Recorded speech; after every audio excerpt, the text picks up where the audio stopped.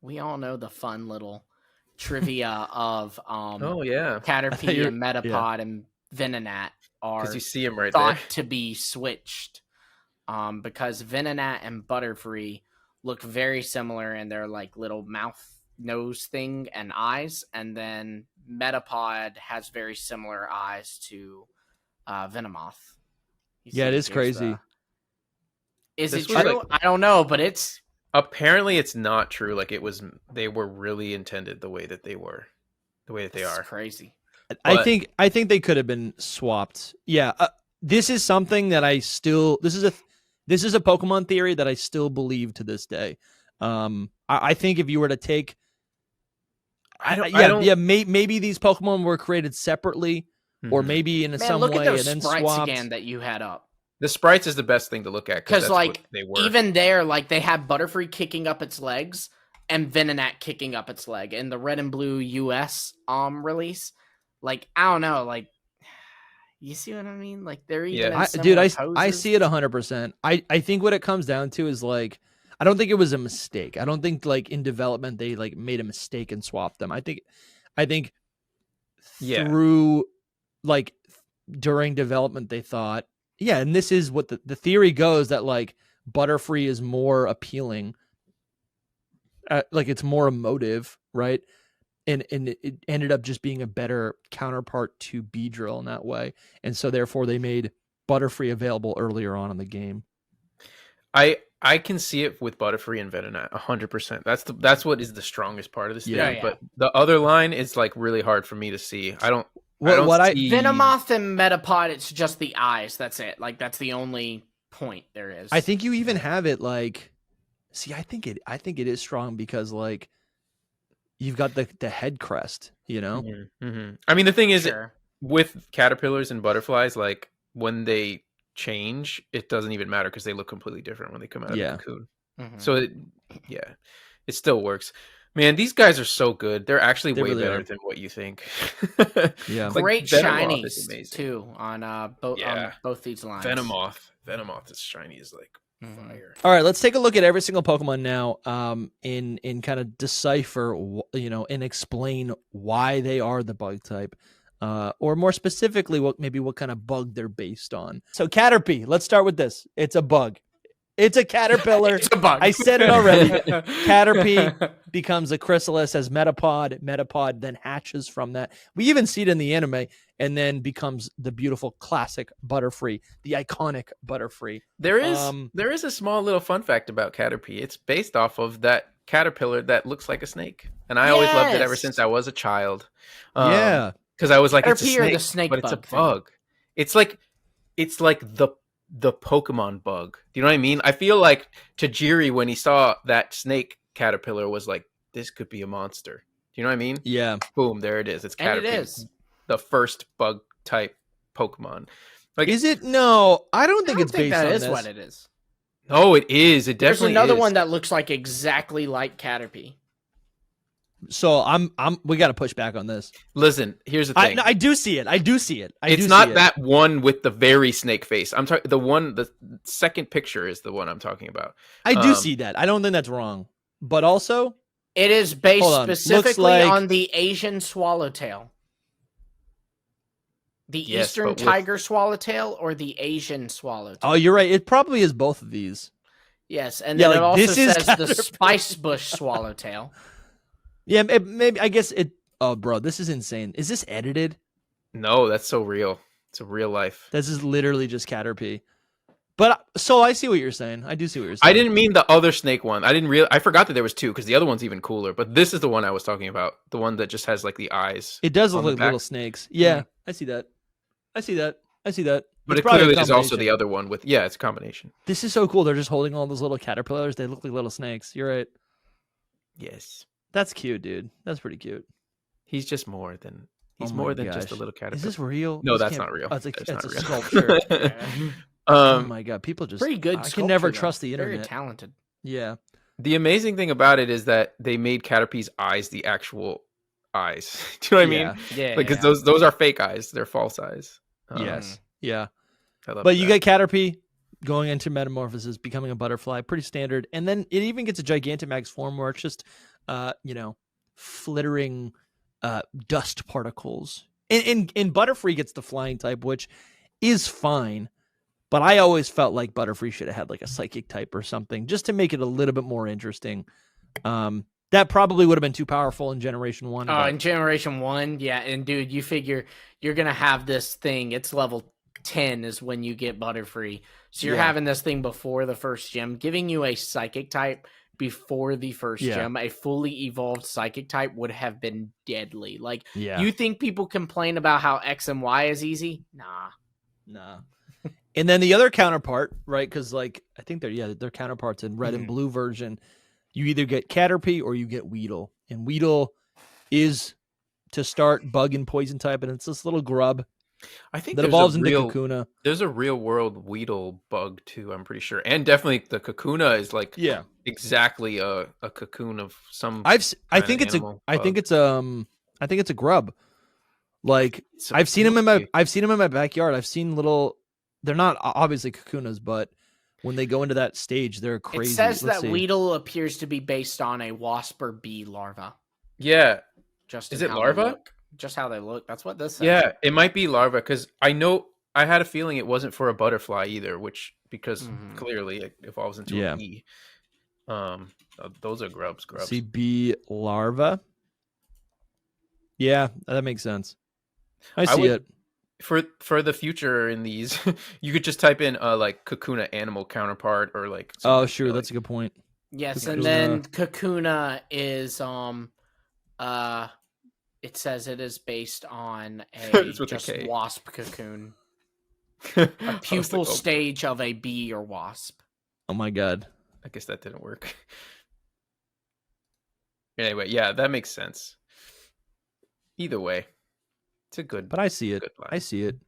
And obviously, and what are we thinking about these designs? I mean, I think these are pretty classic. Kakuna really is great. Kakuna has a suit and tie, man. He's dressed to impress. I like him. He really is. Yeah, I never saw it like that, but I do see what you're saying. But because in Gen 1, the sprites were like... Yeah, they're like arms, right? He had little arm scythes, and I was like, that's my boy. I love Kakuna so much. Yeah, Kakuna's great. So I just wish that it could like actually use moves and stuff. I once thought about like that artwork right there is amazing. I once thought like using it and just teaching it tackle and just having it on my team. Just you probably could. Good luck. No, you can't. That's all you can do though. Yeah, I just wanted to use. I just want him on my team. It's never evolve him. Pretty cool Pokemon, but yeah, I mean, pretty straightforward. Yeah, I think that makes sense. I love Beedrill. I think Beedrill's cute. Yeah, it is. Beedrill's pretty great. And the Mega's great. The Mega's into it. Super. I'm into it. Beedrill's pretty great. Ash Ketchum had a Beedrill. He did. An often forgotten Pokemon. Who did he trade it for? It was he didn't trade it. He gave it away. Oh, to Casey. Yep, because she was obsessed with yellow and black striped Pokemon. Yeah, that's crazy. Good stuff. Remember that? That's like all I remember from the anime. I thought she had the Chikorita. She had the Electabuzz. I thought it was so cool. She was a baseball head. But yeah, and then Mega Beedrill just gets more pointy, more venomous. Pretty straightforward. Paris and Parasect are really fun, and I've learned to like love these Pokemon as time has gone on. And I actually, I was talking crap about it earlier, but I do think actually the grass type is pretty interesting on it. It does feel like really specific to these Pokemon. I think when you're playing through Red, Blue, and Yellow, when you're playing through the early games, like the grass type, that dual typing does nothing but like hurt you because fire is 4 times effective against you. Flying is 4 times effective against you. You're weak to all the other things that grass type is weak against, right? Like it doesn't really do that much. And you also don't learn that many grass type moves. So it just feels like a hindrance. But basically Paris and Parasect, it is a bug that has been, basically its brain has been taken over by the mushrooms on its back. And in the Pokemon world, mushrooms are grass type, even though they should be fighting type because they're like protein or whatever. Yeah, or I mean, it kind of goes back to like how we were saying, like there's some bug types that aren't actually even technically bugs. Yeah, similar thing here. Like a mushroom's not a plant, but okay. Right. Totally. But they did it anyway. It's good. It makes a lot of sense. I love the typing for it because it's like the obvious thing is that it's a mushroom that has taken over the bug. So the grass is taking over the bug. Yeah. But yeah, it's pretty straightforward. But it really is pretty straightforward. But I guess What kind of bug would it be? It's not a beetle. It kind of is a crab. I guess it kind of is a crab. Nymph or a hermit crab as well. It could be kind of seen as that with like the mushroom being. I do see the hermit crab. Yeah, that makes sense. But it's based on a cicada nymph. Okay, that's cool. And I would get that later on. I would say cicada for sure. Mm-hmm. Yeah, I do think it's interesting. I just think that it's because it's been around so long that you might not find it as interesting. But if that were to drop today, people would be like, "Whoa, yeah, it's a cool Pokemon." Yeah. I think the typing kind of prevents it from being anything more than, I don't know. It's like doesn't have that great of stats, and then also, yeah, the typing just hurts it so bad. But it's a fun Pokemon. I love Parasect. I love that its eyes go blank because its soul has been absorbed. It's a zombie. Yeah, its soul has been absorbed. Oh my gosh, look at this thing. I love it. Funny. I did too. What a weirdo. I'm just looking at pictures of it. What a weirdo. Pretty cool looking. Venonat, something. One of the few like Kanto Pokemon left not getting love, you know? Yeah, seriously. Venonat and Venomoth based on a gnat, and then it just kind of becomes a moth. This, I think, is taking a lot of inspiration. Like, this is basically what Pokemon does best when it takes two unrelated animals, turns them into Pokemon, and then connects them biologically. There might be. I think Lumi's looking it up as we speak, but yeah, I think he is. It actually seems to be most inspired by fleas or mites. Isn't that what it looks like? That's what a gnat is, right? A gnat is similar, but like I think it's like the idea of like have you seen Venonat in game? It like kind of jumps around, and that's like what a flea does. You know, they jump like a gnat flies, but like a flea like kind of hops everywhere. Sure, it can fly, I think, but you know it. Yeah. Primarily hops. I think these Pokemon are just. I do like Venonat, and Venomoth is sure it's a fine design, but I think because they're also just bug poison, and because they're kind of middle of the road, and because they're coming right after Beedrill, they just feel so lackluster. They really do. I also just learned that there are flightless moths. Really, that's cool. Yes, I think they still have wings though. They have like things that like wings that just that's like Slitherwing. They're just like fluffy. I don't see a wing on it. They're just like fluffy. Which could also, of course, be the inspiration here with Venonat because it's a fluffy little guy. It is a little fluffy little guy. We also got Scyther, which is something. Yeah, Scyther and Pinsir. Scyther is a wild one. Scyther's crazy. Scyther's so cool, and I really do think it is just like a praying mantis or some sort of mantis. But it's also like a dinosaur. It is. It's got reptile in it. Absolutely. I feel like Scyther could have been a dragon type. Yeah. Maybe one day. I mean, they gave it Cleavor and Scizor, later on. So maybe one day we get a dragon bug site. Imagine, y'all, that's like the most desired typing is dragon bug. And imagine they finally give it to a Scyther evolution. Dude. I think the fandom would go nuts. Dude, it really is so reptilian. Like, look at its face right here. About Scyther is that in Generation 7, Pokemon Sun and Moon, Scyther was planned to have a regional variant that was going to be Bug Fairy. However, it gets stupider because this variant was supposed to evolve into Scizor, and Scizor would not be a Bug Fairy type. It would be regular Scizor. So it was a regional variant that just evolved back into the regular thing. So you can see why it was scrapped.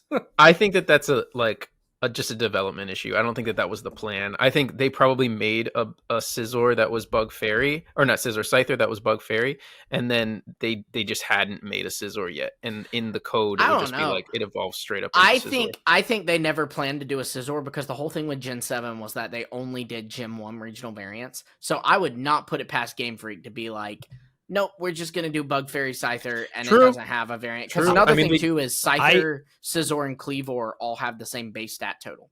They do. It's just redistributed. I think what happened was Fairy-type Scyther was worked in development, and they decided to instead create it into a brand new Pokemon, which ended up being Lurantis. Yeah, that makes a lot of sense. Yeah, and then they gave the Bug Fairy typing to Cutiefly. Yeah, it just got it just was disassembled and that's what they do with a lot of Betamon. Actually, I've seen it multiple times, but that's a different episode. Yeah, Scyther Such a is great the Pokemon. OG cool Pokemon. And they also, Charizard, Scyther, And they also did something cool. I think the size of Scyther is also a way that they were able to like communicate its strength, where all these other bugs really are small little creatures. Scyther is this like, it's like bigger than Ash, right? It's bigger than it's as big as a human, right? It's truly this like powerful end game Pokemon. It was actually one of the first Pokemon designed too. If you ever look at like beta Scyther, like it was a drawing. It was one of Tajiri's like first drawings of Pokemon. So that's really cool. I didn't know that. Then the counterpart to Scyther is also Pinsir, which I think is lackluster in a lot of ways. This guy's lackluster. Yeah, this guy, unfortunately, we're talking about beta Pokemon. It had a beta like evolution, and I think that should have happened. Yeah. And it's this is just it's like a different version of like a stag beetle, right? It's not. It is, but it or is just like a beetle. It's like a pill bug too. It's like a pill bug. It is kind of like a pill bug. And then it has that mouth. Yeah, like Pinsir's off-putting to me. Always has been. Yeah, the mouth is just really. And the teeth move like this. Yeah, like in the game, they flutter about. That's why weird.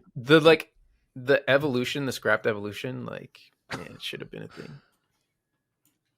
I don't know. Yeah, so we're seeing pill. I mean, okay, so what I'm starting to see is a lot of these bugs really do take inspiration from a couple different insects or a couple different things. Which is Pokemon, especially in the beginning. Pokemon was like that. It was like, let's put together different animals and make a monster. Right, like Scyther's a dinosaur with a mantis traits. Yeah. And its mega evolution, its wings open up and it starts to fly, which I don't think anyone expected. Like Pinsir ended up just getting the flying type, which is I like that. I like it because it becomes a counterpart to Scyther, which I didn't even talk about, which I hate that Scyther has the flying type. Again, I'm like, that is so lackluster. There's already Butterfree. Why would I want to upgrade it's to just because Scyther? Dragon was too strong because it probably could have gotten Dragon. It's the same reason Charizard didn't get Dragon, I'm sure. Even Mono Bug would have been fine. Bug fighting type would have been kind of cool. Yeah. Because that's another thing too, is if it's a Mantis, that's like a fighting style, the like Mantis fighting style. I think Pinsir also like had always, honestly, Pinsir, most of its moveset included fighting type moves. I think Pinsir definitely could have had a fighting type. The Mega though, decent amount of rock moves too. Yeah, dark type I'm seeing. The Mega could have been dark. Its eyes, it makes it even more off-putting. I like it better than normal Pinsir, but it's like one of those Megas. It might be the only Mega that's like over-designed, like to a weird degree. Like what is on its arms and everything. Yeah, I know, right? Yeah. So, yeah, the evolution, the beta one would have been even better than this too. Yeah, I think it's kind of a weird Pokemon, but the bug inspiration makes sense, and I'm glad it was just Mono Bug